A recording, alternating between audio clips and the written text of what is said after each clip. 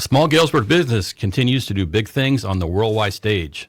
Galesburg residents Michael and Heather Acerra launched Lux Blox in 2015 and have made the product a 100% made in the U.S. learning toy. Lux Blox, according to its owners, are an award-winning, innovative construction toy that is more than just a plaything. It's a reflection of the brilliance of nature. More on that in a minute. New York Magazine calls Lux Blox the next level Lego. Lux Blox is available in hundreds of local brick-and-mortar toy and specialty gift retailers and museum stores around the nation, but they're manufactured, I believe, right here in Galesburg, Illinois. Lux Blox have been featured on media programs around the world, including Good Morning America and Fox and Friends. But joining us in the WGIL studios to talk about the company is one of its founders, Michael Acerra. Mike, welcome to Galesburg In Focus. Thanks, Jay. Thanks for having me, man. You're welcome. So Lux Blox, for those unfamiliar, give us a brief history of Lux Blox and how its impact on the creativity and learning. Lux Blox is kind of a creature of Heather and my marriage, okay? Because she married me. She took a risk. We knew each other at Knox College, but I was kind of a bohemian art type guy, and she was we would definitely have been voted least likely to get married for sure. She was definitely a prep. She was in student senate like she was in high school. At Knox College, she was too, and we re-met in Chicago at a poetry slam where I was drawing the poets, and that was after I had spent 2 years in a hut in the woods in Maine. I had moved to Chicago and had odd jobs around town, working at like Oprah Winfrey Studio, Harpo Studios as a painter, and as a muralist in Chicago, and painting poets and portraits and things like that. So she met me as this artist who had some very interesting ideas from the woods, and we've discovered a mutual interest in Frank Lloyd Wright's architecture. So we started to visit his houses in Oak Park, because that Oak Park is kind of like a showroom of Frank Lloyd Wright. And then we started to go up to Taliesin in Spring Green, Wisconsin to visit his home and studio there. We'd camp out and go hear the Shakespeare Festival during the evening and spend the day at Taliesin. We were really architecture geeks. And we found a book in the toy store called Inventing Kindergarten by a guy named Brosterman. And he was a historian. He looked at the history of the first kindergartens and how they transformed Europe and America, because these art movements came out of these graduates of these kindergartens, people like Buckminster Fuller, who was like my idol, and Frank Lloyd Wright went to these schools, and all these innovators like Le Corbusier and Picasso and Einstein were educated with these systems that this guy Frederick Froebel had invented in his early kindergarten. So we got really interested in the whole idea of education, and then we eventually ended up homeschooling our boys in Galesburg. And we started running a couple different youth programs. We opened up a makerspace in our garage, and this thing just kind of bloomed. We sponsored we mentored a robotics challenge, and just turned into like this innovation kind of incubator in our house. Mm-hmm.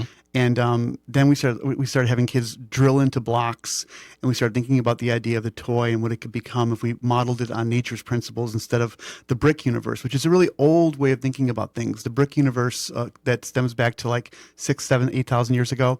Laying bricks has done a lot for us, but I'm giving you a little longer version here. No, that's fine. But it gets down to first principles and constrained societies. A constrained society, we're in a really wealthy society. America is. So the typical American isn't really constrained by physics. We have things readily at our fingertips. But if you're, for instance, an island nation, basically maybe 4,000 years ago, right? And trade with Egypt is a really good idea, but rafts just don't cut it, right? Right. So you're going to think real fast about how you're going to safely get the olives and the goat meat, whatever you're going to transfer over for the different islands or to Egypt, and the grain back from Egypt to your island. You're going to think of a safe way to get there, a way to navigate, and the idea of mathematics from navigation and building ships based on tension instead of rafts, which were straight and did not fare well in the ocean. Great innovations came about by people who were constrained by really difficult situations that were life and death. And in our own last couple generations, we've seen that happen with flight, where flight really put a constraint on humanity. We had to really think hard about how to fly because it was really deadly when you did it wrong, right? Yeah, so great innovation came out. Now we're seeing with Elon Musk forcing the rockets and with computing. Whenever we have these great economic interests or survival interests, and war, of course, we see great innovation. And so we wanted to innovate around the block and see what we can do. Instead of a block, Lego essentially imitates a gravity block, but it sticks it, right? It basically kind of temporarily glues a gravity block together. So it's based on gravity, and it's based on a rectilinear thinking. We wanted a block that imitated more magnetism, and molecular bonds. So when you put ours together, I'll give you an example. Okay. Lego makes a brick picture of things, okay? And it's great brick art. It's the highest form of brick art there is Lego, okay? When we make like this basilica here, it's based on Corpus Christi Church right down the street. When you make a basilica with Lego bricks, it's a brick picture of a basilica, Okay. right? There's when you make with Lux Blox, there's two pieces, triangles and squares make the whole basilica. It is a basilica, and it shows you how the rectangles and the prism and the pyramids, or the prisms and the pyramids interact with each other to make the thing. So right away, the kids are diving into real geometry that goes beyond just square prisms, if that makes any Right. sense. So the language right off the bat is more akin with if an architect actually built that building and didn't think of everything in terms of bricks. Okay. So, that gives us a little bit of insight on how it got started. But so I'm sure the concept of Lux Blox has kind of remained the same, but the company continues to grow and evolve. How is the company different today than it was when you first launched? Well, it's funny because, you invent something and you think you know what you invented. And inventing something is so much different than manufacturing it or selling it, right? Because then you get into human design and dealing with people. People are much less pleasant to deal with than your own imagination. Yeah. That's way more fun. So and we pivoted away from toy. We never really were toy people, Heather and I. We were much more into ideas of architecture and what civilization is up to, and not as much about just commodity like a toy. Right. Okay. So we started off in toy because that we thought that would be a good idea, but we quickly found out that the toy people in the toy industry aren't really interested in ideas. They're interested in just commodity and whatever's going to sell quickly. And our product isn't the easiest product to instantly sell. It takes a little bit of explanation, and we always had our heart in education, and we always sold well in education. So we pivoted in 2017 after the crash when Toys R Us went bankrupt. We were already in Target and Barnes & Noble, but that was just kind of a red flag for us that this wasn't going to bode well for small manufacturers if we stuck with just toys. So we Right. diversified and went in education. We've put almost all of our marketing resources now into education. I go to lots of big ed tech shows around the country, and that's what we put most of our money behind is the ed, because that's where our heart is. Right. This is Jay Redfern, and I'm talking to Michael Acerra, the creator of the Galesburg-based construction toy company called Lux Blox. So Lux has had some recent product launches, including dinosaurs, rescue choppers, the yellow submarine, and mini subs. Kind of talk about some of your new things you have going on. I didn't bring the submarines, or you can see all that stuff online, of course. I did bring my dinosaur, and this was a fun thing because when I was doing the dinosaurs, I had all these white dinosaurs all over the factory. Like, what's with the white dinosaurs? Well, I don't want to deal with color right now. I'm just wanting to, because I designed the dinosaurs, and I wanted. And we have a Japanese distributor, and he really wanted us to make dinosaurs.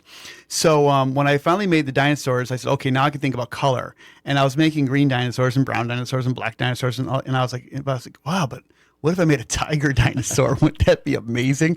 So I made, just as for shits and giggles, I made this, that's not, I can't put that on radio, but I made this tiger dinosaur, and I just to throw it out there, right? Like spaghetti against the wall, see if it's, and to a kid, if you asked a kid, what do you think about the tiger dinosaur? They're like, I love it, right? But if you ask parents, they'd be like, I don't know, did dinosaurs have tiger stripes? Like, we don't know. They probably had feathers, right? So the tiger dinosaur has actually been our best-selling dinosaur. Okay. I'm not bragging because I wasn't sure about it, but it is really popular. And we also have the submarine. We have the yellow, and it's yellow because of course I'm a Beatles fan, so we made it yellow, the first one yellow. And it was designed actually by a kid in Salem, Oregon. His mom sent me a video of this kid in the pool, and he came out of the pool, and there was this, it was under the water. She had one of those little underwater cameras. Okay. And he had the submarine in his hands, and all of a sudden this little submarine came out the front of it. And I was like, oh, it's a toy. So when you say, so you have a dinosaur and some of these other, submarine, so the pieces are basically the same. But when you say this dinosaur, so it comes in a certain... Yeah, unlike Lego, which has like about 170,000 pieces, Elon Musk, we go by his philosophy is the best piece is no piece, right? Like, so we do it with two shapes, triangles and squares, which is really amazingly all you need for a lot of diversity. And then we have the wheels they go with and the axles. So those are 7 pieces altogether. So this is a typical example. We always want to do more with less. That's kind of our mantra, is do more with less, right? So when Target asked us to be in their stores, they said, well, we only had squares at the time. We only had one part squares, which is like maybe two little parts. And they said, we want you to have vehicles. We want cars. in motorcycles. So we got the message from Target. If you want to be in our store, you got to have wheels. So Daniel, who is my AutoCAD guy, designer, who's now works at Klein Tool, I said, Daniel, we got to make a wheel that has a lot of functionality. So let's make it have gears and pulleys on it. So the wheels are gears and pulleys. Okay. So we wanted to make something that would really do well in education because it's really instant machine. And with the pulleys use rubber bands. I'm a really 19th century guy. So I really think the kids in the 19th century had a big advantage over the kids today. Think about a kid in Galesburg in the 19th century. He might have a job where he would go to the local tool shop in the morning and put coal in the boiler, right? It would heat that water up. That water would go to the piston. And then when the workmen came in there, they'd hit a crank, right, a little clutch, and those leather belts all over the ceiling would be engaged in whether it was a sewing machine or it was a lathe or whatever it was. And the kid would see the work, that's Newton's term for it, the work that came from that coal that went through that water, that went into that lathe that cut that steel, whatever it was. So they had but kids today, it might as well be magic. They plug their phone into the wall. Right. I mean, why is that not magic, right? So. So I picked up some of the fidget flexors as a gift item last year. What are some of your most popular items, would you say? Those are really popular, especially the big version. Kind of explain what that is. Yeah, so the fidget flexor, here's an example of a fidget flexor.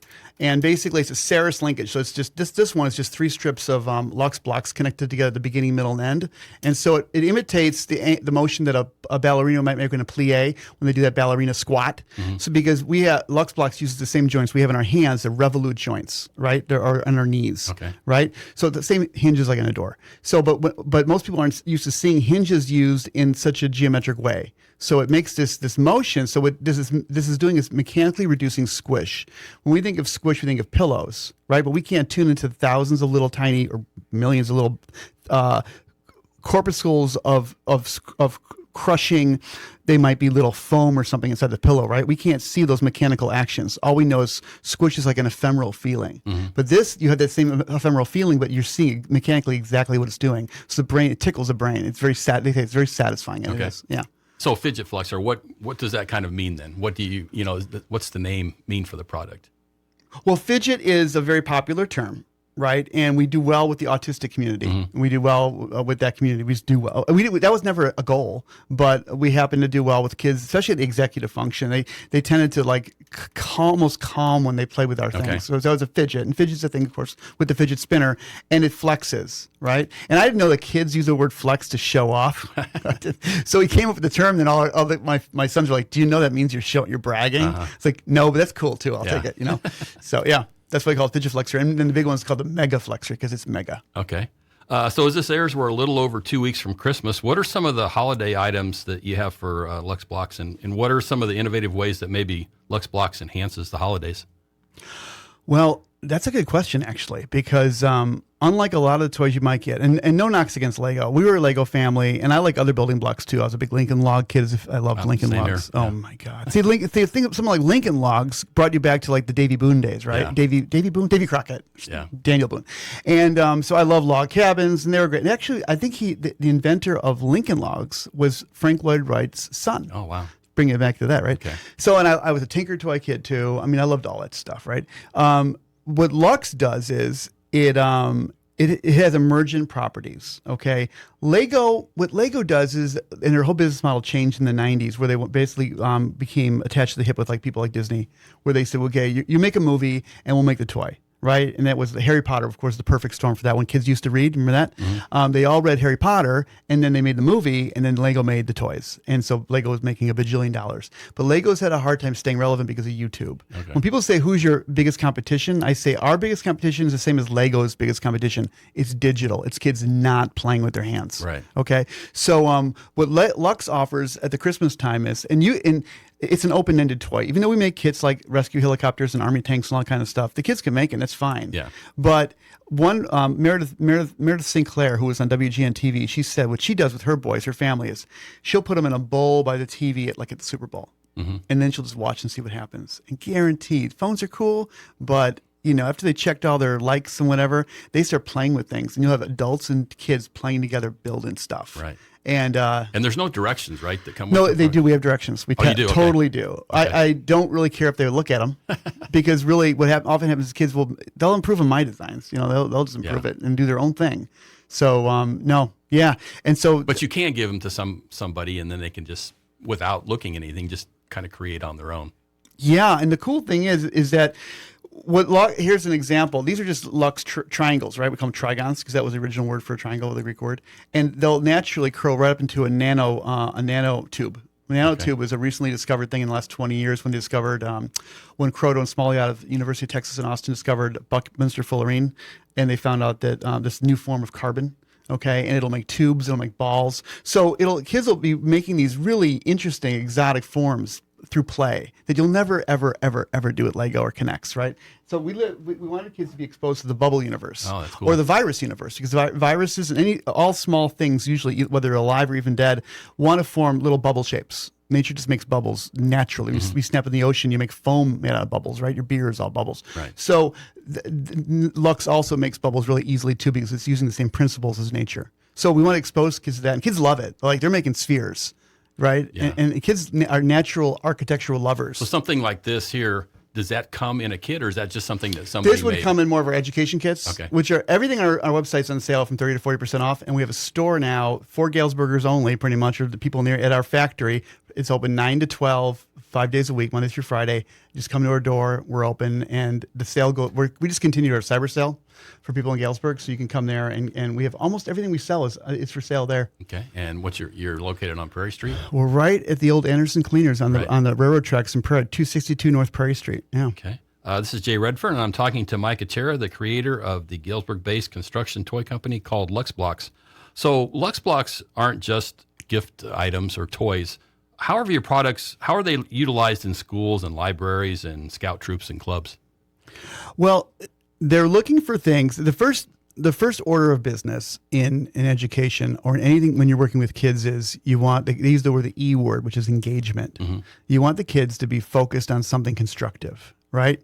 And when we first marketed to schools, we said, just have this box in your classroom and you're going to be ahead.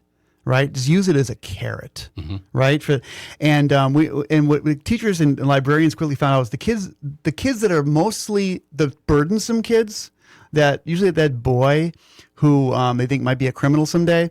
They're often mechanics. Like they're just good with their hands. They're kind of full of energy, and they'd rather be like cutting a tree down and building a bridge than sitting in an office space all day, right? So you give them Lux Blox. And I'll give you an example of our superintendent of schools. He uses Lux Blox, and if you go to the headquarters of District 205, okay, he has a bowl of Lux Blox there. And I asked him when I saw it, what do you do with these? And he's always that during remediation, when a kid's going to get expelled and the parents come in and all the tensions are really, really high. And I'll sit down with the kid, and the first thing I'll say is, I bet you I can make a better dragster than you. And all the gas goes out of the room, right? Yeah. And then another teacher, principal in town, she told me that she uses them for a very similar purpose. Two kids are fighting, and she'll put them in the same room, but right off the office. Mm-hmm. And she'll say, I'm going to come back in 20 minutes, and I want you guys to build one car together. If you don't, you're getting a call to your parents. Okay. Yeah, I was going to ask you about how they're used as far as remediation and social issues in the schools. Yeah, well, there's creativity is just a natural medicine, I think. So so there's that, but then we also have curriculum. Luckily, when we came into Lux Blox, the STEM was on the rise. The acronyms: science, technology, engineering, and mathematics. They kind of boil these things all down into one kind of soup, right? And now it's STEAM because there are people who are getting feeling like they had body odor. Like, what about us? So now it's STEAM, and we put STEAM in all of our products, right? And we're a natural STEAM product because we're really the integration of art and design and engineering and math. So they love us because we're so simple. I mean, right off the bat, like I showed you, because our gears are wheels and pulleys, you have instant. Kids are making machines. They're having it's a real low bar of success. They don't have to try real hard to make a really cool machine. And then teacher can say, okay, I want a modification where you're transferring that energy at a right angle over here, and it's going to go from going around in circles to pushing back and forth. Okay. So they can go up the ladder of the history of innovation. Can you kind of talk briefly about the manufacturing process? How does that work, and where does it all kind of happen? Yeah, so when we first got into this, we hired two different injection molders, one in Wisconsin and one in Bloomington, Illinois, because we were told by a friend of the family who works at Ford.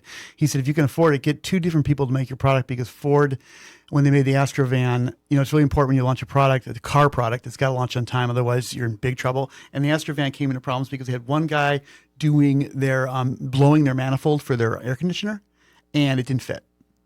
So the Astrovan was held up, and it cost Ford millions, right? So after that, they always had at least two people making the same part, right? Just to make redundancy in the system. So the guy in Wisconsin could not make our part to save his life. He just did a terrible job. Yeah. So we went with the people in Wisconsin, the people in Bloomington, Midwest Molding Solution. And if you're a local inventor and if you're thinking about somebody working with somebody, they're a great partner, because they have the molders that make the tool. They call it the tool, which is a big piece of steel with different, negative spaces in it, like just impressions in it. They cut out of the steel, and it's like they sandwich them together and they shoot hot plastic into them, just like they do with Lego. And then they have coolant that goes in it so they can do it. So the speed is basically 1 block per second they can make our blocks. And so they used to make parts for Mitsubishi when we first went with them, and now they make parts for Rivian, the electric car company. And then we just ship those blocks to Galesburg, and we do everything else in Galesburg. We do all of our packaging, all our office spaces there, our fulfillment to Amazon, and our own fulfillment. Yeah. Okay. So you've traveled around the country promoting Lux Blox at major, educational and tech expos. Tell us about those opportunities and what's the reception like when you go to those shows? So we do really well in the ed tech space, okay, because those people seem to get us. Education is in a weird place right now. And I feel sorry for teachers because it's tough. There's a lot of issues with education that relate to issues with their own society. So it's not only the teacher's fault. It's not really the teacher's fault at all, but it's our society doesn't really know what to do with kids like they used to. And so we do well in the ed tech space because the technical people see Lux Blox for what it can do. So the big show I went to in Philadelphia was called what was it called? I can't think of the name of it. It was the biggest ed tech show in the country. ISTE. It's called ISTE. Okay. And that, the big shows when Google's there and Lego's there and Adobe is there and Epson is there. All the big people you think of as tech, they're all there.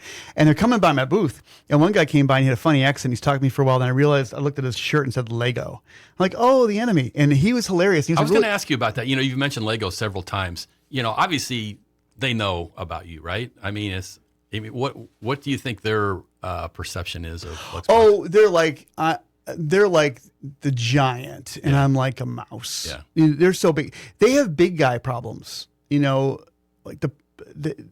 a lot. It's to run a big company. There's a lot of headaches. Yeah. So they don't sweat somebody like us. Like I said, their competition same as ours. It's Apple. It's Nintendo. That's what they sweat. It's YouTube. They sweat that. Yeah. Like how to become relevant in the YouTube age. But they visited my booth twice, and so did Epson and Microsoft, and that was a great show because you're in that kind of ecosystem of innovation, and we feel like we're innovators. So it was nice to be in that ecosystem because everyone's looking for the next big thing, and we said we're high tech, non-digital, and no one else there said that. Yeah, and so that was kind of cool. Right. You kind of talked about, but what is the educational philosophy of Lux Blox, and how does it contrast with other educational tools? We're the only people talking about what we talk about. And that is, again, I talk about Elon Musk a lot because he's popularized this thing called first principles thinking. Okay. And first principles thinking is what Einstein did. It's what a lot of innovators and artists have done through the ages. And that is first principles thinking as opposed to thinking by analogy. Most people think by analogy. So they just accept most of the assumptions that everyone else is accepting. It's kind of a conformist way of thinking, right? And say, okay, let's work with all the assumptions that we already agree on and just go from there. Okay, and that's why cars look like cars forever. Like in the 1930s, all the cars looked alike. In the 50s, all the cars pretty much looked alike. And when Musk made his pickup truck, his kids said, "Why don't pickup trucks look like the future? Why do they still look like pickup trucks?" Yeah. And so that was the design problem he gave to his team was reinvent the pickup truck from physics. And it ended up looking different, but it didn't look different because of a design idea. It looked different because of a physics idea. And Lux Blox looks the way it does because of physics, not because of art. But because we put constraints on our problem, we wanted it to model the universe. And no one's talking about that very much, about the universe and what it's really doing. And so we are. And so when you pick this stuff up, it's actually bending and twisting and operating on the same physical constraints as like DNA and viruses. And that's novel. Right. This is Jay Redfern, and I'm talking to Mike Acerra, the creator of Lux Blox. Tell us about the local connection and the role of Galesburg in the development and the success of Lux Blox. It's massive. I mean, it goes back to when I went to 2 years of school at aerospace engineering. I've never been a good student. I'm like the worst. I'm a teacher's nightmare. Okay. I only had two teachers I think who ever liked me. And because I wanted to just do art. I wanted to draw, or go outside and dig holes and make dams and stuff. So I went to engineering school for 2 years in Arizona, and I did terrible. Then I moved back to Illinois, and I got a job right away at Paddock Publications at the Daily Herald. Okay. And I became a reporter. I became a stringer. And I said, hey, could I write feature stories? I know this guy who invented airplanes back in the 20s in Barrington and had a contract with Chiang Kai-shek. Like, yeah, write that. So I started writing feature stories. I love journalism. Yeah. I wanted to say before we're done, I really appreciate you guys. This is really unique. This town has. You're like you guys are like the Alamo here.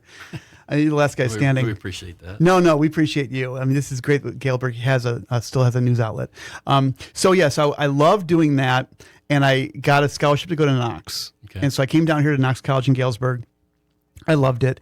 And then there's lots of great liberal institutions in town, that arts institutions and stuff. And one of them was the Galesburg Civic Arts Center, which they've changed the name now to the Community. Galesburg Community Arts Center. They put community and everything now. So it was the Galesburg Civic Arts Center at the time. And they had a great patronage base. And they had this thing, and I think they still have it, called when the artists come every summer.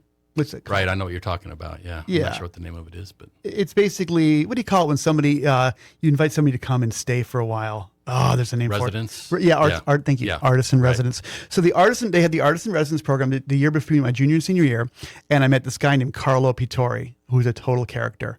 His original name was Charles Stanley, but his father was a Russian Jew who immigrated from Russia, and his name was Charles, incomprehensible last Polish sounding name, incomprehensible. So he changed it. So his father's name was Stanley, and he changed his last name to Stanley. So his father's name was Stanley. Okay. His name was Charles Stanley, but when he painted in Italy for a while, the Italian kids would say, "Ciao, Charlie the painter, Carlo Pittori," or Charlie the happy painter, Carlo Pittori Euforico. So he changed his name to Carlo Pittori Euforico, Charlie the happy painter.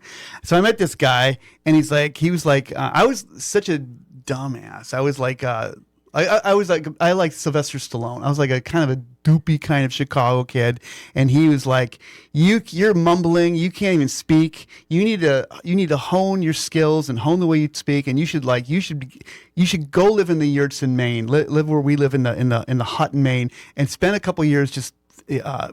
Perfecting yourself, like getting good at drawing and painting, and read some books. And I did that. So I launched from Galesburg to Maine for 2 years in a hut, read my Thoreau, and I really give Galesburg credit for that. It's been a part of our story. And then when we decided to move back here, my wife's parents, Heather was raised here in Galesburg, and her dad was the captain of the police force, and her mom was a nurse at Cottage. And so they were still here, and they were young. They were really young parents. So we said, we have these new kids. Let's bring them back to Galesburg and raise them here, and we did. Okay. Finally, what's the future of Lux Blox? What's it look like going forward? Well, they say the number one goal of any business is to keep the lights on. So, make enough money to keep. So we'd like to get bigger. We have steady growth. We have about 30% growth every year. And we'd like to keep growing and staying relevant in the ed tech space is what we want to do. We want to just keep with our mission of basically helping humanity become harmonious with the universe. It sounds really corny, but when we're disharmonious with the universe, which is happening right now, we see all these problems that are happening. What are we supposed to be doing? Mm-hmm. And when we see somebody who is harmonious, like a Musk type person who's making his rockets land backwards on the ground, and like when you follow physics, when you look at the universe and really understand it and go by it, you get things done. And we want people to learn how to get things done. And we want to get kids working with their hands again in a really constructive way. So we are very mission driven, Heather and I. We're not really money driven. I'm the worst business person in the world. Don't ask me about money. I don't get it. So so keeping the business alive and keeping spreading the word about Lux Blox is what we're all about. Okay. Before we wrap up, tell us again how to get Lux Blox for the holidays, either here in Galesburg or or anywhere across the country? The best place to get is luxblox.com if you're not in Galesburg. If you're in Galesburg, you can just come to our store. Okay. Because then you don't have shipping. Okay. Right. But it's LUX B as in boy LOX.com. And or you can go to Amazon too if you prefer Amazon. We're there too. Yeah. And what are your hours at the store? 9 to 5, 9 to 12, 9 to noon, Monday through Friday. And then you can go to the website and you just call our number at the website if you want to make an appointment. You can do that too. Okay. And that concludes my conversation with Michael Acerra, one of the creators of Galesburg-based construction toy company called Lux Blox. Mike, continued good lucks with Lux Blox, and thank you for joining me on Galesburg In Focus. Thanks, Jay. I appreciate that, man. Okay.